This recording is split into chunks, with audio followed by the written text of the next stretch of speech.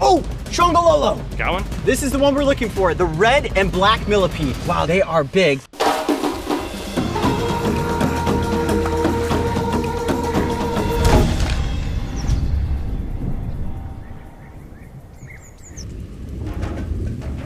As the rumble of thunder echoed through the mountains and flashes of lightning illuminated the sky, heavy rains poured down, saturating the wilds of South Africa.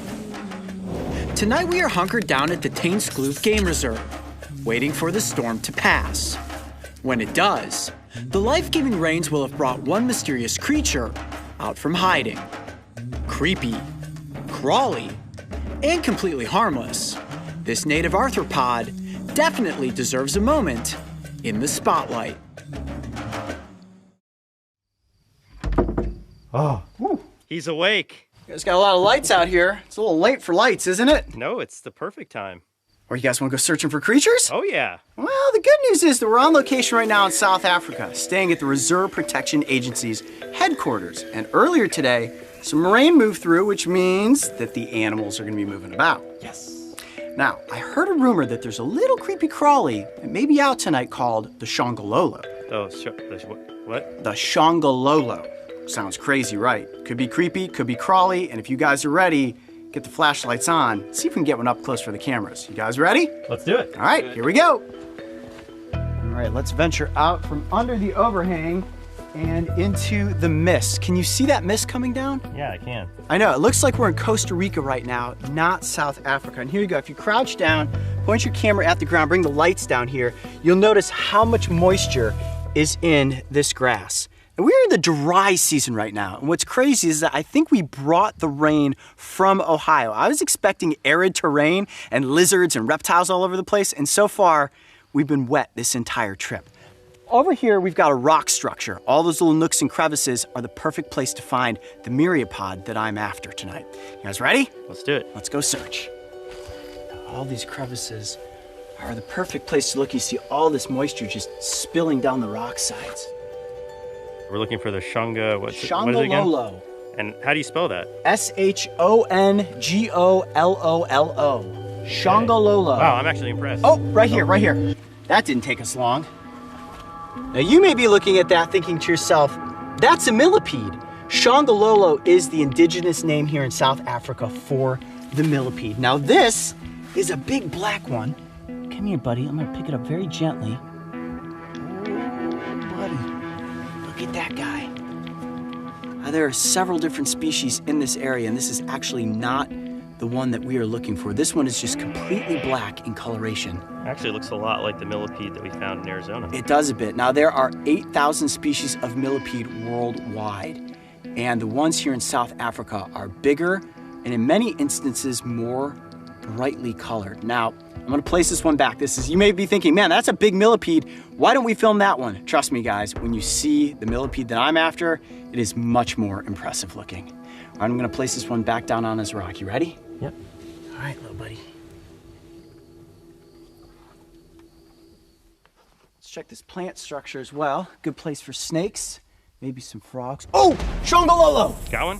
2 of them! You got 2? This is the one we're looking for, the red and black millipede. You guys see it? Oh yeah, man, that's awesome. Got one here and one right down there. Wow, they're about equal size.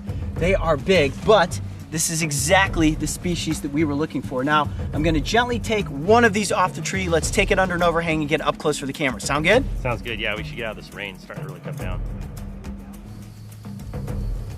I wanna be very gentle with this. And got it. Nice. Wow, it really is red. Oh yeah, and unlike the centipede, I don't have to worry about being bitten by this creature. Okay, let's go up here under the overhang and get it up close for the cameras. Okay. Well, that certainly didn't take us too long. There you have it, the red and black millipede, one of the most iconic millipede species that you can find here in South Africa. Now this one's pretty good size. They do get a bit bigger than this, but for getting one in front of the cameras, this certainly will work.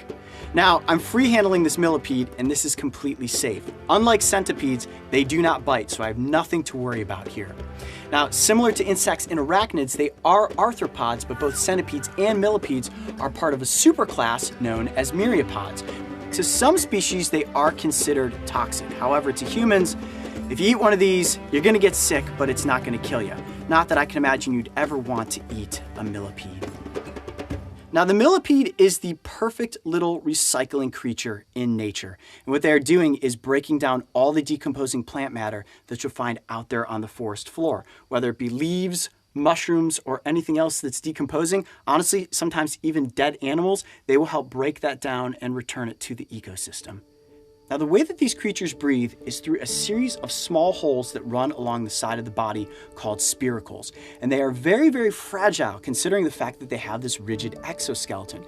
If it gets too hot, so if this creature finds itself out during the daylight, it can actually cook from the inside out. It's also very susceptible to water. So if it gets into an area where too much rainfall comes down, they drown very easily. So while it may be prehistoric looking in nature and it's been here for millions of years, it's actually pretty fragile when you break it all down.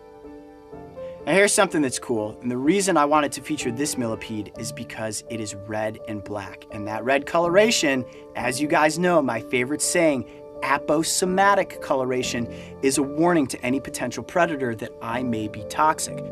I'm not sure exactly how toxic this variety is, but given that coloration, I'm willing to bet that it is not something that you want to chomp down on. Now, the name millipede means 1,000 legs. However, there's no millipede species in the world that actually has 1,000 legs. In fact, the millipede with the most number of legs counts around 400. Do we want to take the time to count this millipede's legs? I don't think so, but if I hold it up like this and show you its underside, you can see that each individual segment has 2 pairs of legs. As this creature grows, each section grows every time it sheds its exoskeleton. So if you're out there walking through the underbrush and you see a millipede and it looks like it's completely white, that's actually not a dead millipede, but an exoskeleton that was left behind after a shedding. That's so cool the way that they move, just a wave at a time with those legs. Now you see those 2 little antenna-like structure up front? Those are actually sensory organs that help them explore their environment. Those help it find its food and also can detect potential predators. So why do they come out in so many numbers? Well, it's called a drove when they come out. So when the rain comes in, it moistens up the soil and they come out from underneath the leaf litter. And what they're doing right now, because everything is moist, is they're getting the opportunity to feed, their opportunity to lay eggs, and their opportunity to do what they do, which is break down the environment. Now, they do have little mouth parts, so unlike a centipede, they don't have those big front pinching mandibles that can inject venom, but those little mouth parts are used to break down their food. They don't have proper eyes, but they do have eyes that are capable of sensing light. So as the daylight creeps in, they begin to realize, okay, I better tuck back down underneath a log or rock so that I don't end up getting cooked. Now, they don't move very fast, Coyote, but they actually can cover some ground. They really can, and you can see that about 4 or 5 sets of legs move at a time, almost like a wave-type motion. And if they need to escape from something quickly, they can move up to 20 sets of those legs at one time. But in this instance, it feels pretty calm. It's just trying to sense the environment by feeling my hand, and see it's looking for its next point of purchase. There you go. As long as I just keep placing my hands out in front of the millipede, it will have something else to walk onto. Well, it certainly didn't take much searching for us to get the red and black millipede, also known as the shongololo, up close for the cameras. I'm Coyote Peterson. Be brave. Stay wild. We'll see you on the next location. Hey, you're gonna let him go, right? Oh, that's right. I gotta place him back out there on his rock. South Africa is home to some of the world's largest and most iconic animals, including giraffes, elephants, and rhinos. Yet oftentimes it's the smaller creatures, such as the shongololo, that manage to go uncelebrated. So while they are creepy looking, without question crawly, and likely to give you a scare if you just stumble upon one, these harmless and beautifully colored millipedes are certainly a sight to see.